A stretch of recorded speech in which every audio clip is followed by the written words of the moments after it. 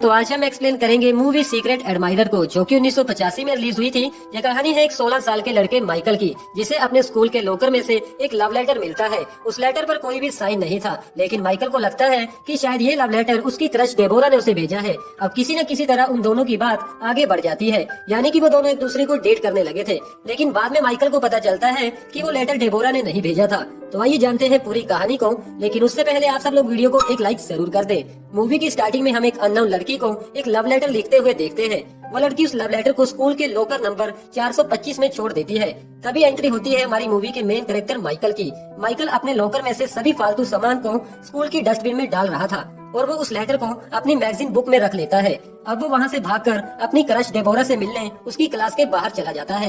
Deborah के साथ Michael की बेस्ट फ्रेंड टोनी भी मौजूद थी, जो डेबोरा की भी काफी अच्छी फ्रेंड है। माइकल उन दोनों से आज रात के प्लान के बारे में पूछता है, तो टोनी बताती है कि हम दोनों आज रात कॉलेज बॉयज की कापा ओमेगा पार्टी में जा रही हैं। तभी वहाँ पर डेबोरा का बॉयफ्रेंड स्टीव आ जाता है और डेबोरा को लेकर वहाँ से चला जाता है। जिसके बाद माइकल टोनी से पूछता है कि मैं डेबोरा को कैसे इम्प्रेस करूँ। तो टोनी उसे कहती है कि डेबोरा को सिर्फ मैच्योर लड़के ही पसंद आते हैं। तभी वहाँ पर रोजर अपनी वैन लेकर आता है और माइकल को अपने साथ लेकर वहाँ से चला जाता है। उस वैन में उनके सभी दोस्त भी मौजूद थे। वो सभी मिलकर रोजर के घर के स्टोर रूम में एक छोटी सी बियर पार्टी करते हैं। यहाँ पर रिकार्डो माइकल की मैगजीन पढ़ रहा था, जिसमें से उसे वो अननोन लेटर मिलता है, जिसे पढ़कर माइकल भी काफी हैरान हो जाता है। इस लेटर को पढ़ने के बाद सभी लोगों के दिमाग में बस एक ही सवाल आता है कि माइकल को ये लव लेटर किस लड़की ने लिखा होगा। तभी माइकल कहता है कि क्या पता ये लव लेटर मेरी क्रश डेबोरा ने मुझे लिखा हो। इस बात का पता लगाने के लिए रोजर रात को माइकल को अपने साथ लेकर कापा ओमेगा पार्टी में चला जाता है, जहाँ पर वो दोनों काफी ज्यादा ड्रिंक करते हैं। रोजर स्टीव को अपनी बातों में उलझाकर डेबोरा को उससे दूर करता है, ताकि माइकल अकेले में डेबोरा से बात कर सके।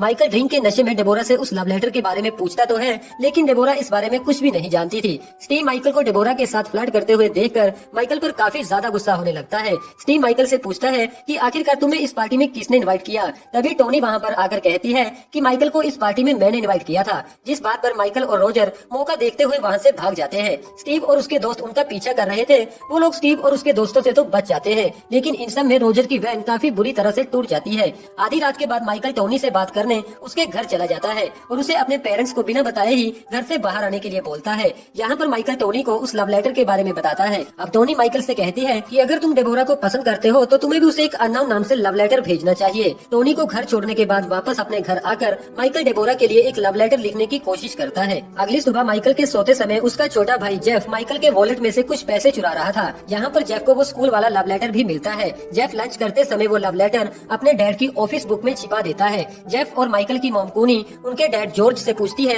कि क्या आज रात भी आप ऑफिस के बाद नाइट क्लास लेने जाएंगे। दरअसल जॉर्ज अपने ऑफिस के बाद देर रात तक एक फीमेल टीचर के पास काम के रिलेटेड कुछ क्लासेस लेने जाता है और वो टीचर कोई और नहीं बल्कि डेबोरा की मॉम एलिजाबेथ है। अब रात को क्लास में पहुँचते ही एलिजाबेथ सबसे पहले जॉर्ज की नोटबुक को चेक करती है। बुक वापस मिलने पर जॉर्ज जैसे ही उसे ओपन करता है तो वो देखता है कि उसमें एक लव लेटर है। जॉर्ज को लग रहा था कि शायद ये लव लेटर मिस एलिजाबेथ ने उसकी नोटबुक में रखा होगा। अब क्लास खत्म होने के बाद जॉर्ज मिस एलिजाबेथ के करीब आकर ये कहता है कि मैं जानता हूँ ये हमारे लिए काफी मुश्किल होगा, लेकिन मैं इन सब के लिए तैयार हूँ। जिसके बाद जॉर्ज एलिजाबेथ को किस कर वहाँ से चला जाता है। उधर माइकल एक रेस्टोरेंट में टोनी से मिलता है और उसे एक लेटर देता है जो कि उसने डेबोरा के लिए लिखा था। माइकल टोनी से कहता है कि तुम डेबोरा को ये नहीं बताओगी कि ये लव लेटर किसने लिखा है। घर जाने के बाद टोनी उस लेटर को ओपन कर देखती है। अब माइकल का ये लिखा हुआ लव लेटर उसे कुछ खास पसंद नहीं आता, तो वो एक नया लेटर लिखकर डेबोरा को दे देती है। इस लेटर को पढ़कर डेबोरा काफी इम्प्रेस हो जाती है, लेकिन डेबोरा के पूछने पर टोनी उसे ये नहीं बताती कि ये लव लेटर किसने दिया है।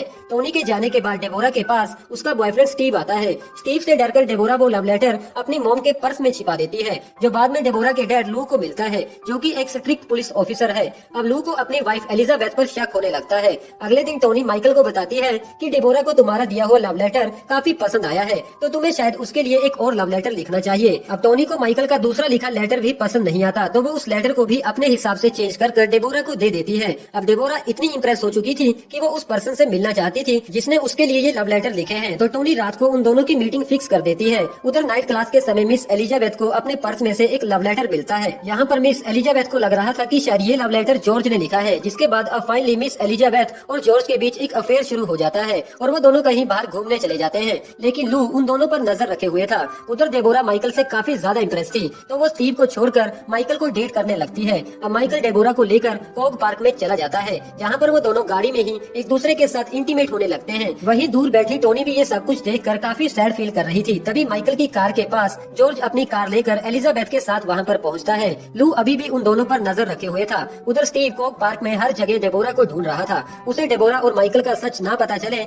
इसीलिए टोनी उसके साथ उसके अपार्टमेंट में चली जाती है। उधर लू माइकल के घर जाकर जॉर्ज का सारा सच कूनी को बता देता है। जॉर्ज और एलिजाबेथ एक दूसरे को किस करने लगते हैं, लेकिन तभी वो देखते हैं कि पास वाली गाड़ी में उनके बच्चे एक दूसरे के साथ इंटीमेट हो रहे थे, तो वो दोनों उनसे छिपते छिपाते हुए वहाँ से भाग जाते हैं। तभी वहाँ पर कूनी को लेकर लू आ जाता है, लेकिन जॉर्ज और एलिजाबेथ वहाँ से जा चुके थे। लू कूनी से कहता है कि अब हमें क्या करना चाहिए, जिसका जवाब देते हुए कूनी कहती है कि वही जो वो दोनों कर रहे हैं, और लू को किस करने लगती है। लेकिन तभी वो दोनों भी अपने बच्चों को पास वाली गाड़ी में देखते हैं और उनसे छिपकर वहाँ से भाग जाते हैं। उधर स्टीव टोनी के साथ जबरदस्ती करने की कोशिश करता है, लेकिन टोनी उसके अपार्टमेंट से भाग जाती है। अब डेबोरा टोनी को अपने और माइकल के रिलेशनशिप के बारे में सब कुछ बता देती है और टोनी से कहती है कि 2 दिन बाद माइकल का बर्थडे है, तो मैं उसे एक स्पेशल पार्टी देना चाहती हूँ, जिस वजह से मैं तुम्हारे घर को एक दिन के लिए हायर करना चाहती हूँ। और वैसे भी तुम्हारे पेरेंट्स कुछ दिनों के लिए शहर से बाहर गए हुए हैं। अब टोनी मजबूरन इस बात के लिए मान जाती है, लेकिन अब माइकल डेबोरा की कंपनी को कुछ ज्यादा एंजॉय नहीं कर पा रहा था, क्योंकि डेबोरा बिल्कुल भी वैसी नहीं थी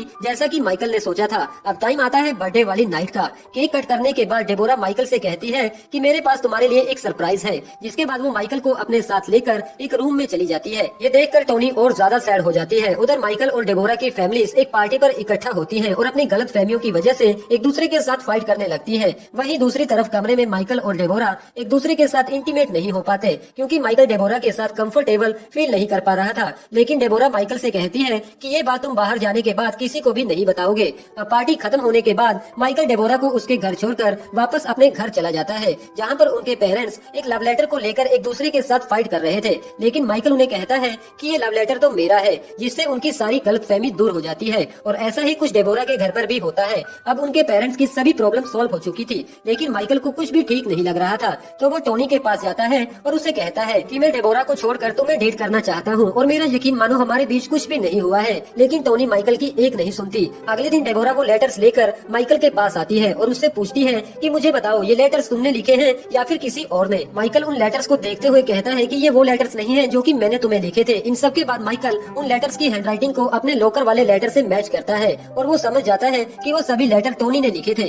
माइकल अब टोनी से मिलना चाहता था, लेकिन टोनी 1 साल के लिए ये शहर छोड़कर कहीं बाहर जा रही थी, तो माइकल भागकर टोनी के घर चला जाता है। लेकिन टोनी अपनी शिप के लिए निकल चुकी थी। अब माइकल रास्ते में से स्टीव की कार को चुराकर शिप यार्ड पर पहुंचता है, जहां पर टोनी की शिप किनारे से निकल चुकी थी। तो माइकल वहीं पर खड़ा होकर चिल्लाते हुए टोनी को बताता है कि मैं जान चुका हूँ वो लेटर्स तुमने लिखे थे और मैं भी तुमसे बहुत प्यार करता हूँ, और समुद्र में कूदकर शिप की तरफ तैरने लगता है। वहीं दूसरी तरफ टोनी भी शिप में से कूद जाती है। अब वो दोनों समुद्र के बीचों बीच एक दूसरे से मिलते हैं, जहाँ पर टोनी भी माइकल को आई लव यू बोलती है, जहाँ पर हमारी ये मूवी खत्म हो जाती है। वेल दोस्तों, कैसी लगी आपको ये वाली मूवी? कमेंट बॉक्स द्वारा अपना कीमती सुझाव हमें जरूर दीजिएगा, और अभी तक वीडियो को लाइक न किया हो तो वीडियो को एक लाइक जरूर कर दें। और हाँ दोस्तों, ऐसे ही इंटरेस्टिंग मूवीज के हिंदी में अपडेट्स पाने के लिए आप हमारे चैनल को भी जरूर से सब्सक्राइब कर ले, लेकिन साथ में बेल आइकन को दबाना ना भूलिएगा, जिससे कि आपको रेगुलर अपडेट्स मिलते रहेंगे। Thank you.